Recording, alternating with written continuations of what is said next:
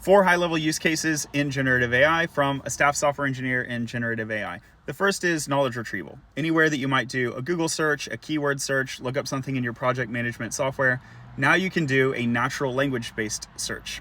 2 is a lightweight POC for data science. So in commercial engineering, you might have a complex system where data is taken from the end user, passed to a backend system, passed to data science, you get a result and you have to pass it back. In that multi-component implementation, each team is responsible for a component and one can end up blocking the other. So to accelerate overall implementation of a minimum viable product or a testable entity, you can swap out the data science model. If it's taking a long time, you can swap it out in many cases for a language model, which is basically generating synthetic data, but from the perspective of everyone else, they will be able to test it in the staging environment or whatever.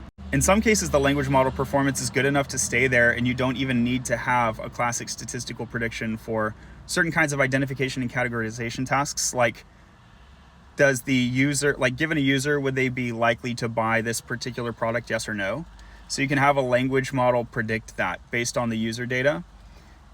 These will typically not be predictions that are equally accurate to a classic statistical model, but even though they're not equally accurate, sometimes they're good enough that literally you can just leave it there for months and it'll work fine.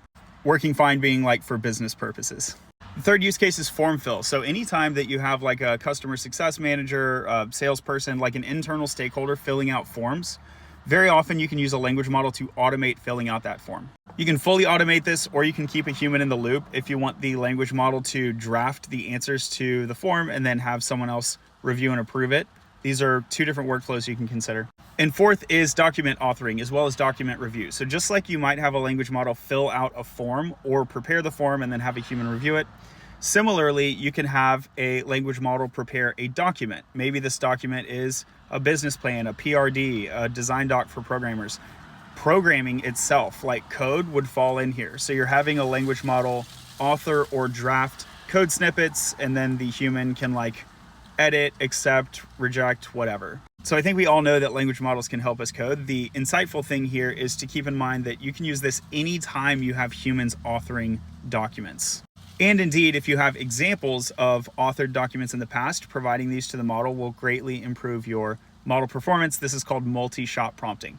So if you want the model to make a design doc for you, if you have a standard way of doing them at your company, give it a couple examples, and then it'll adhere to that template very well.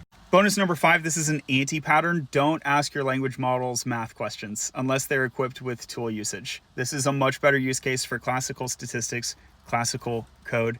Thanks for being here. Follow for more.